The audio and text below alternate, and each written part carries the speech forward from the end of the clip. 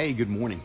My name is Joseph McMurray, and I'm one of the pastors here at Next Level Church. It's always a privilege for me to welcome you to worship. So we're glad you're here. If you're joining us from somewhere right here in Charlotte, North Carolina, or somewhere else around the country, we're glad that you are here with us. When you're ready to connect, I want you to head over to nextlevelchurch.org/connect and complete the form that you'll find there. We'll share with you more information about who we are as a church and how you can connect with us. If there are some things going on that you would like for someone else to be praying with you about, you can go to nextlevelchurch.org/prayer and complete the form that's there. And we have a team of folks who'll be praying for you all this week. While you're on our website, I'd love it if you would click on the Give button in the menu and choose one of the options that you find. Every dollar that you give makes sure that our church is continuing to live out our mission to raise the reputation of Jesus where we live, work, and play. You can subscribe to our newsletter by going to the homepage and hitting the subscribe button. This is a great way for you to stay in the know and hear from Pastor Clay weekly about the things that are going on right here at Next Level Church. If you're in the Charlotte area, we would love for you to engage with us in person. Join us for services at 10 o'clock a.m. on our Matthews campus. Children's ministry and student ministry are available at that time as well. One last thing, we would love for you to join us for a Next Step lunch where you can meet our church staff, hear more about who we are as a church, and learn how to take your next step here at Next Level Church. All the information you need is on our events page at nextlevelchurch.org/events. Thanks again for joining us today. I want to invite you, if you would, to join your heart with us as we worship and listen to what Pastor Clay has to share with us.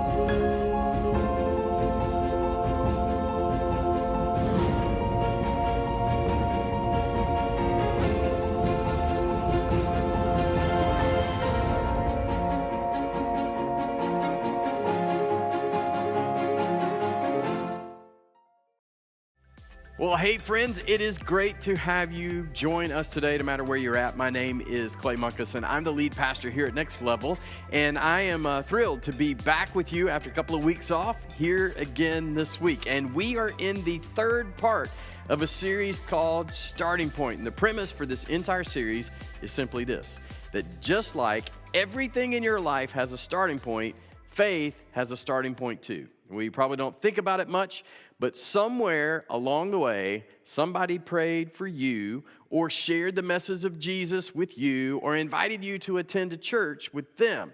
And maybe you were brand new to faith, or you had walked away from faith for whatever your reasons were, or maybe you just didn't walk away on purpose. Maybe faith just seemed to slip away as the speed of your life increased. And now the faith you were just handed as a child doesn't seem to hold up under kind of the adult pressures that you find yourself in. So what we're doing in this series is asking, what would it look like to start all over with faith as an adult, to have an adult starting point for faith? What would that look like? Just to wipe the slate clean and just start our faith or restart our faith all over. And if we did that, what would be the questions that we would ask? So today, I want to start with something you probably haven't thought much about, maybe not even at all. I think we all understand that we had a starting point, right? A day that we were born. We all have birthdays. And we might have thought that our faith had a starting point. But have you ever thought about the idea that the whole story of faith has a starting point? Like the whole story about faith and all the things that we put into faith has a starting point. Every major faith tradition or a spinoff of a faith tradition has a story behind it. It has some history. It has a point at which it began.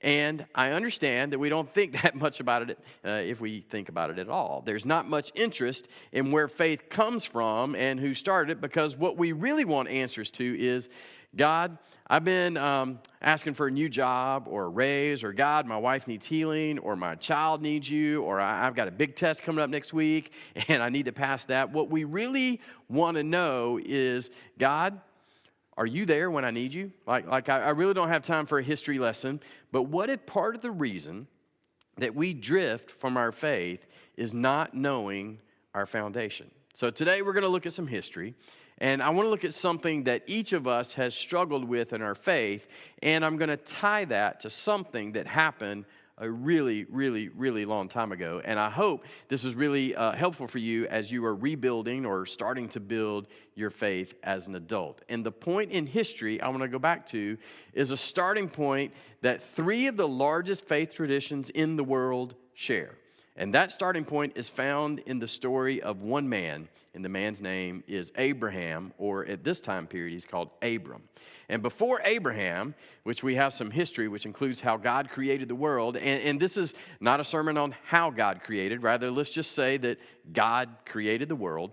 And you should know that we, as Christians, don't believe that just because the book of Genesis says it. We believe that because it's what Jesus talked about, and it's what Jesus believed, so we just kind of go with what he said. And Christians, we're kind of crazy that way. We just believe that if a man, like we talked about back at Easter, can predict his own death, resurrection, and pull it off, we just kind of go with whatever he says, right? Okay? So again, just hang with me. God creates the world, and somewhere along the way, humans mess it up. And as we talked about last week, sin works its way through the world, and things get really messed up. Then along comes this man named Abram, or later becomes Abraham. And it's with this man in his life that God chooses to step in and begin to undo and correct the problems that sin and mankind have brought into his creation. Now, even if you are still not sure that the Bible is true, and I get if you don't, this is really important because the conversations that are recorded between God and Abraham touch on a tension that you have felt. And they hit on something that you are feeling even today as you wrestle with faith and you wrestle with this faith that you were handed as a child. And the tension point is this. All of us, I believe this, all of us at some point, all of us seem to ask questions like this. If there is a God, where do I stand with God? Right? Does God hear my prayers? Does God even care? And can I ever know there is a God? These are questions that I believe we all eventually ask. We want to know, can I ever have peace? Can I ever have security about the future? How do I know where I stand? If there is a God, how do I know where I stand with this God? And in this conversation that we're going to look at, there's a single statement that is so perplexing and so powerful. I want to leave it with you, and I want you to wrestle with it as you think about restarting or rebuilding your faith. And to get there, I want to tell you a story from my own life. Back in 1990, I was a third-year architecture student at Georgia Tech. And if you don't know much about architecture, all the programs are basically the same. They're all designed to not only teach you how to design buildings, they do that, they're also designed to bring you to your absolute breaking point. It really is one of the toughest courses of study, at least in undergraduate work.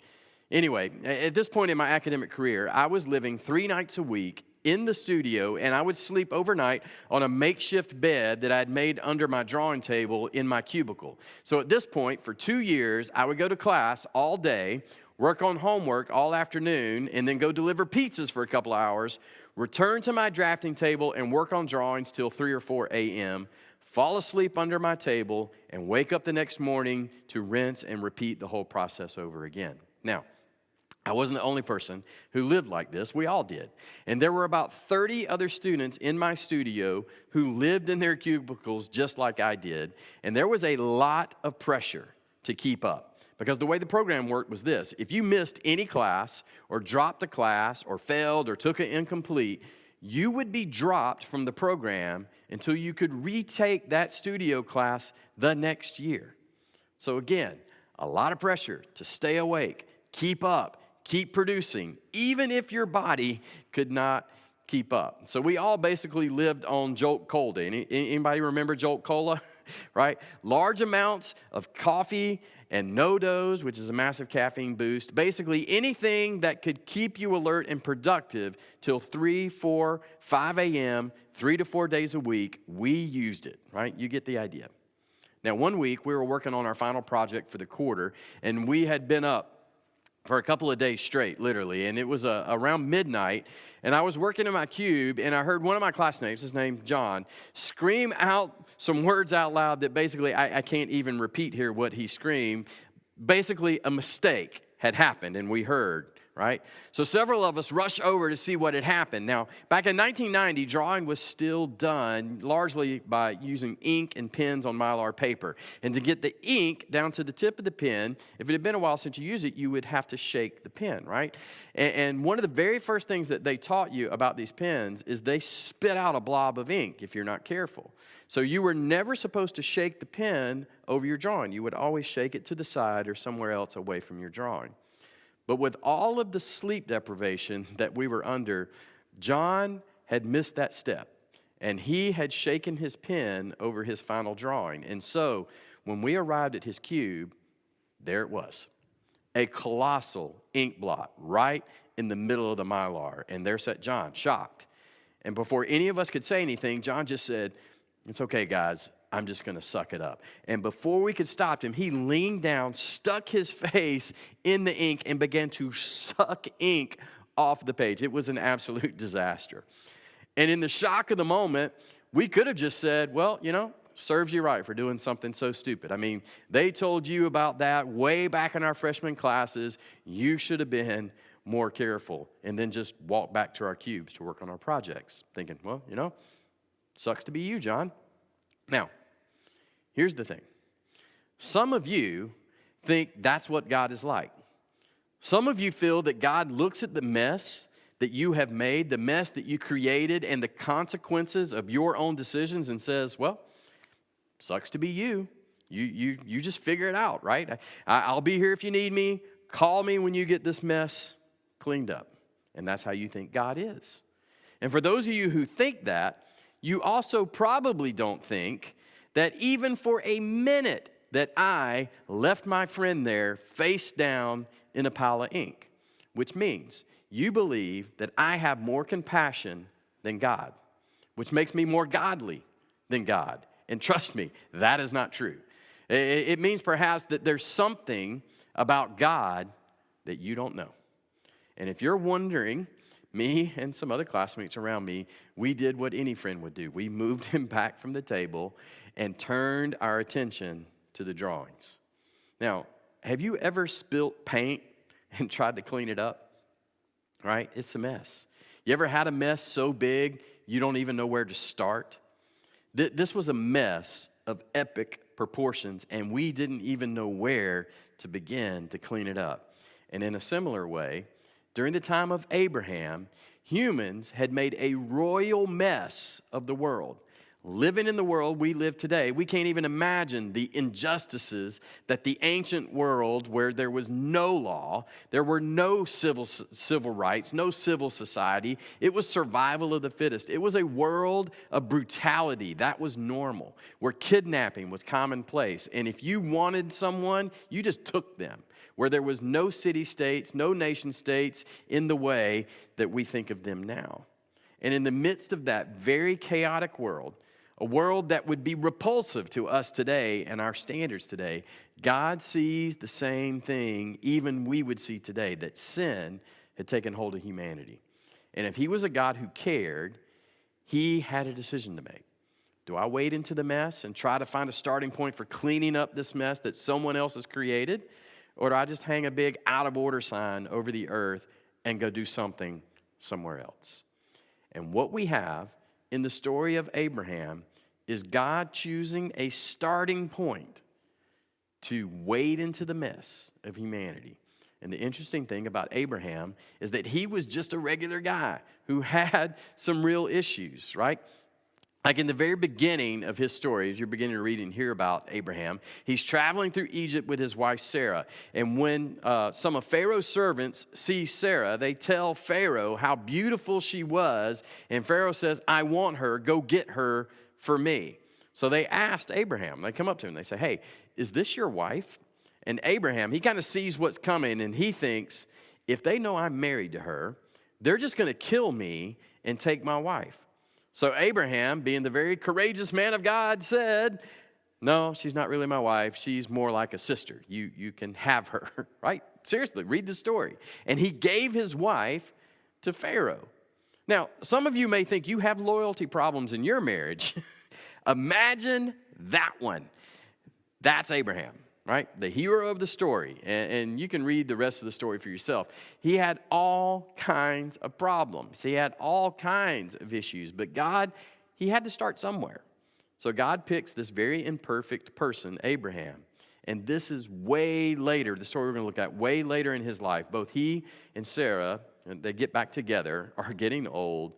And he says to him in Genesis chapter 12, verse 1, the Lord said to Abram, leave your native country, your relatives, and your father's family, and go to the land that I will show you. In other words, I want you to abandon. I want you to leave your whole circle of influence. And I realize that you don't have any kids. And I realize that both of you guys are getting old now, right? I can see that. But Abraham, I'm starting over.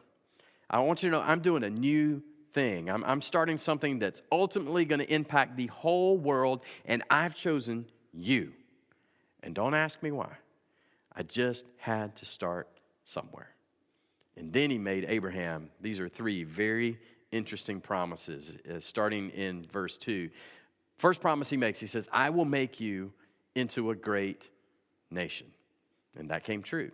The nation of Israel says, hey, we're that great nation. And in all of the Arab nations, they say, no, we are those great nations. And there's an argument over which great nations were referred to here, but there's one thing nobody argues over. Many nations came from the man Abraham. This promise by God to Abraham made 4,000 years ago absolutely came true. So God has a problem on his hands. And he picks a man and he says, one day, someday, you're going to be a nation. Actually, there's going to be nations upon nations. And through that nation, I'm going to do something significant in the world. Now, that's the first promise. Promise number 2, also in that same verse. I'm going to make you a great nation. I will bless you and make you famous.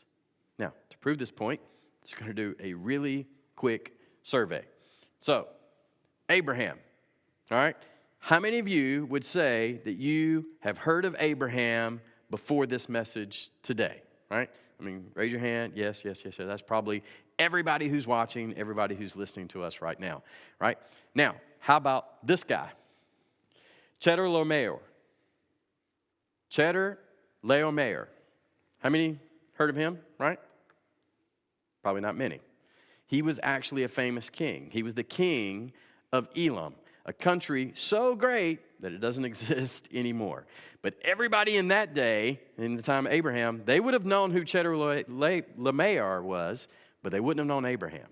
So God says to a nobody, I'm going to make you famous. And here we are 4,000 years later, halfway around the world, in a different language, in a different culture, and just about everybody that I could speak to knows who Abraham is. Third promise, Genesis chapter 12, verse 3. And all the families on earth will be blessed through you.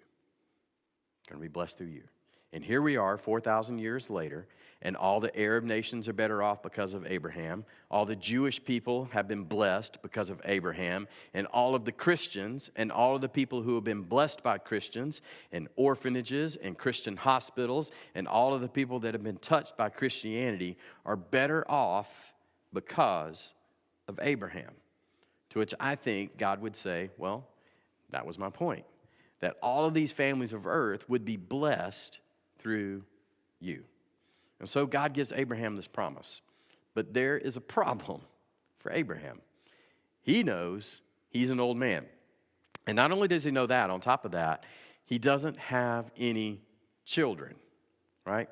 So, God tells him this, and then a lot more time passes. Abraham gets even older, and we get to Genesis chapter 15, and God returns to Abraham, reminds him of his promise to make his name great. And at this point in time, Abraham begins to point out the obvious to God. He begins to almost complain that he doesn't have any children yet. And in this conversation with God, he mentions that if he dies, all of his inheritance, everything that he owns, goes to Eliezer.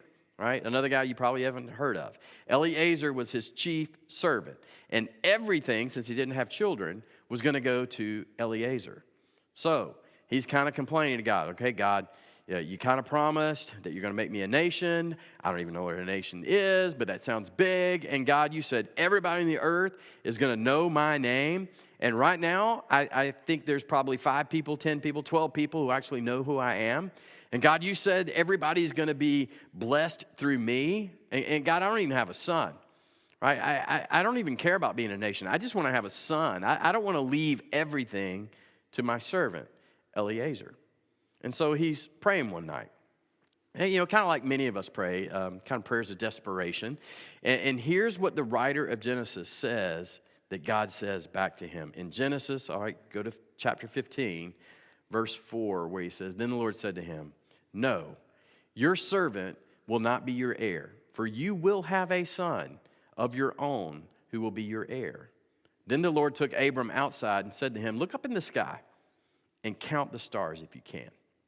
That's how many descendants you will have.'" So basically God says, look, I know you don't have a son. I know you don't have an heir, but Abraham, I want you to trust me with something that you're going to have a hard time. I know you're going to have a hard time trusting me with. You are going to become a great nation. There will be more people who come from you than you will ever know and that you'll ever be able to comprehend. More people than you could ever count. And then something amazing happens. And pay attention here, because this is the personal part for you and the personal part for me. The writer of Genesis makes a statement that is so powerful and so personal. And maybe you've heard this before, and maybe you've read this before, but more than likely, maybe, you missed the significance of this next statement. This next statement is so incredibly profound. The implications of this is for every single one of us, because in this statement that God is about to make, for the very first time in recorded history, God states the nature between the relationship between God and man. And if you've ever wondered, how can I relate to someone as big as God? Or how can I know God? Or can anyone know God? How can I know where I stand with this invisible, silent God? If you've ever asked any questions like that, this next statement is so unbelievable and so unbelievably simple, it is too good to be true. This is like before Moses and the 10 Commandments, right? It's before the Jewish law. This is 2,600 years before Islam. This is 2,000 years before Jesus. So before any of that, God says to Abraham in verse 6, "And Abraham believed the Lord." And what was it that Abraham believed? He believed and trusted what God had told him was true. He's believing and trusting that even though I have no children, I just believe I'm going to have descendants as plentiful and as many as the stars in the heavens, okay? God, I trust you. And in that moment, in that solitary single expression of faith, God makes this declarative statement about Abraham. So Abraham believed in the Lord, and the Lord counted him as righteous because of his faith. And in that moment, God said to Abraham, "I'm giving you the gift of a right standing with me." Hey, that little incident in Egypt, with your wife, and I know that was really embarrassing. I'm not going to hold that against you. Abraham, I accept you because you believed and trusted me. Wow. Another way of saying it is this. Trust in God resulted in a right standing with God. Trust in God resulted in a right standing with God. This is the first indication that a human being can have a right standing with God. And I want you to pay attention. How did it happen? Faith, trust. And here's the interesting thing. Years would go by, and the Jews would come along, and they would miss this. They would say, no, no, no, no. The way you have a right standing with God is by being Jewish. We are God's chosen people. We are God's called people. In fact, by the time Jesus showed up, a couple of thousand years later, the Jews said to Jesus, hey, we don't even need you. We are Abraham's sons. We are Abraham's daughters. That's all that counts. And if all of you Gentiles want to be right with God, you have to become Jewish.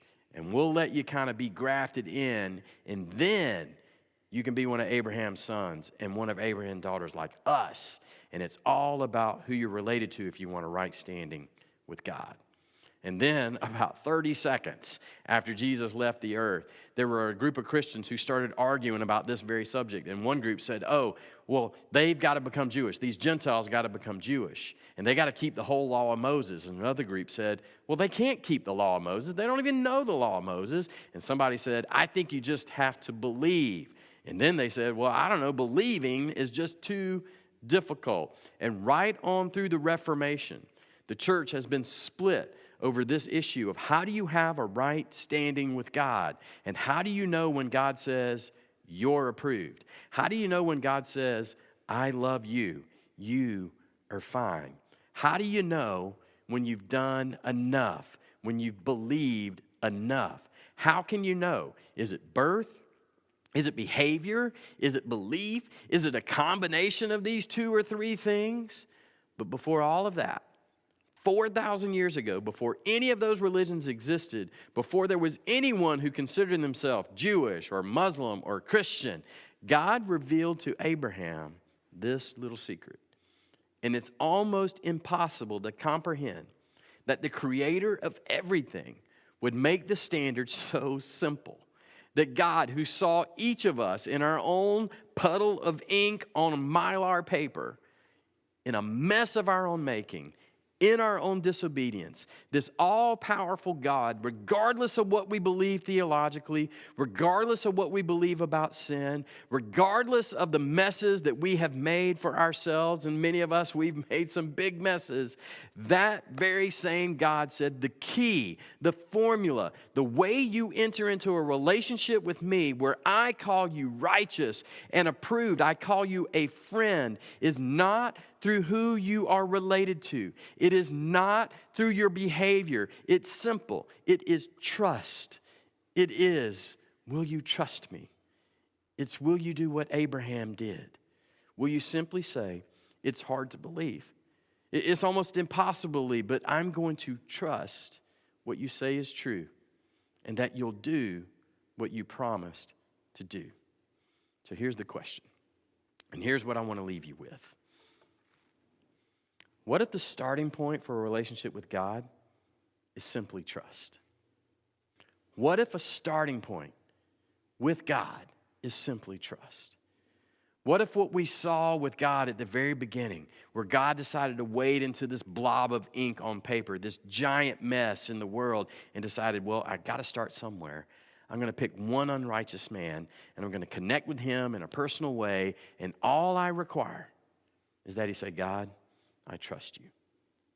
Hey guys, what if that's it? Now, I know this is hard. It's hard because of the way you have been raised. It's hard because of what you've heard from people like me standing on stage and preaching messages. It's hard because of what you heard in some religious service. It's hard because of what you read. It's hard because of what has been laid on you. Because there's no other place in the world where you can be unconditionally loved and accepted simply based on trust. It didn't happen in school, right? It didn't happen on the sports field. It didn't happen at work. And for many of us, it didn't even happen in church.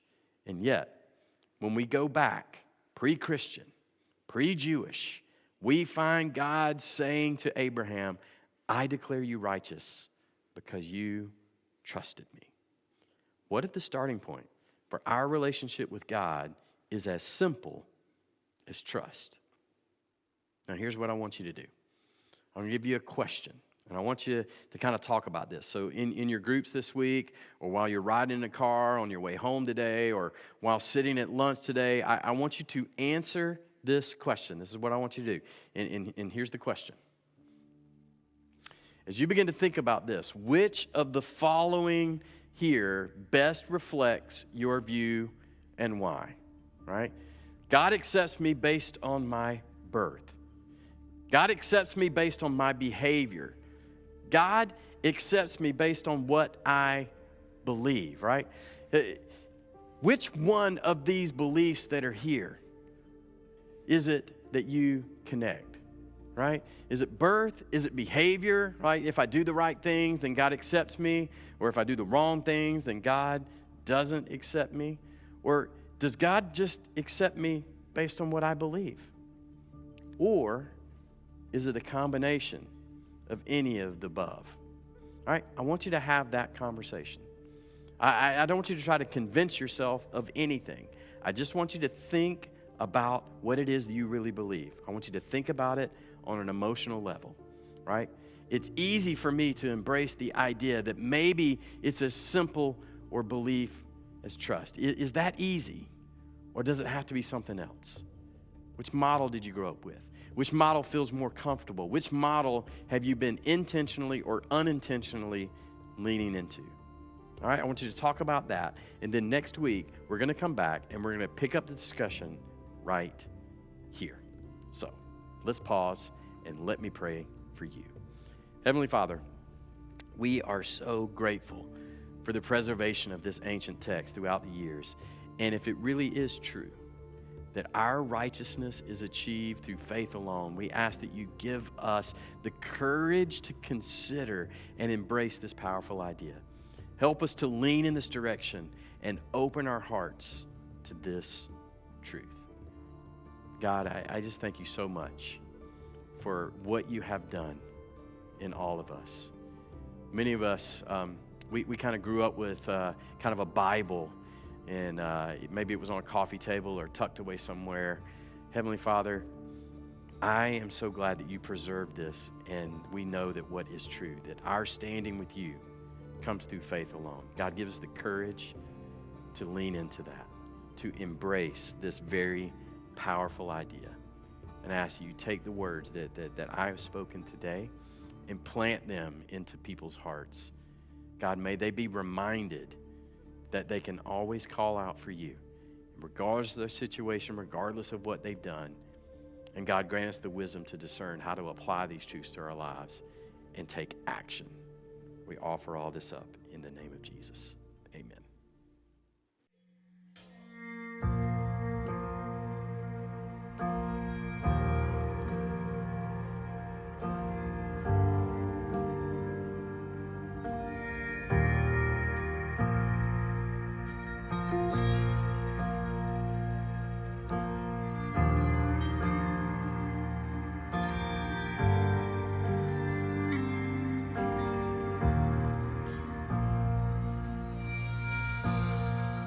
In the crashing,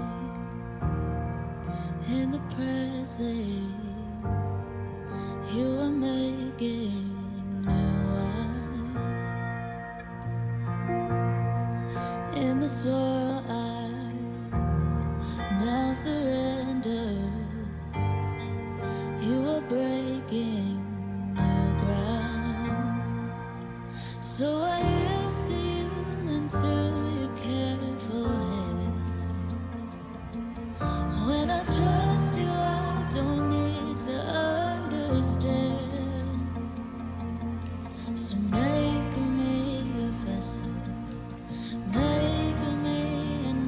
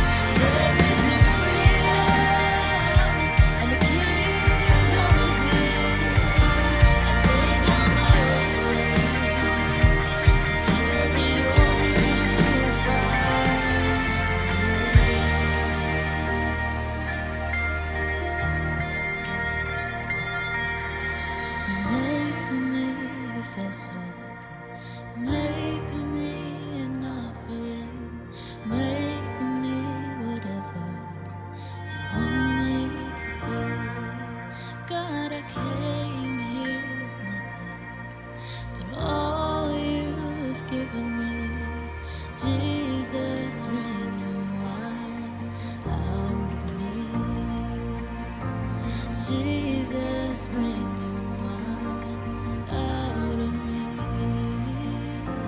Jesus, bring new wine out of me.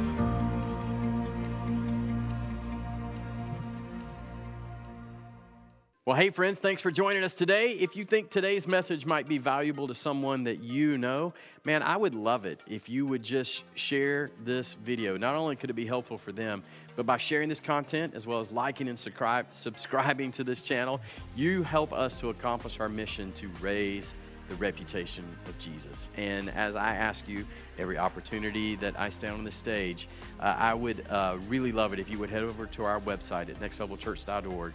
There's a big green button there. If you would click that green give button and choose one of the giving options that's there, I want you to know that your faithful support helps us get messages like this out to raise the reputation of Jesus where we live, work, and play. Now, by way of benediction, let me end with that last verse as it declares, and God makes this declarative statement about Abraham. Genesis 15:6 says, "And Abraham believed the Lord, and the Lord counted him as righteous because of his faith." May you search your heart, and may you believe in the Lord. May you place your trust in him, and may you be called righteous because of your faith. Hey guys, have a blessed week. Talk about those questions, work on that, and we're going to pick that up next week. God bless you. We'll see you then.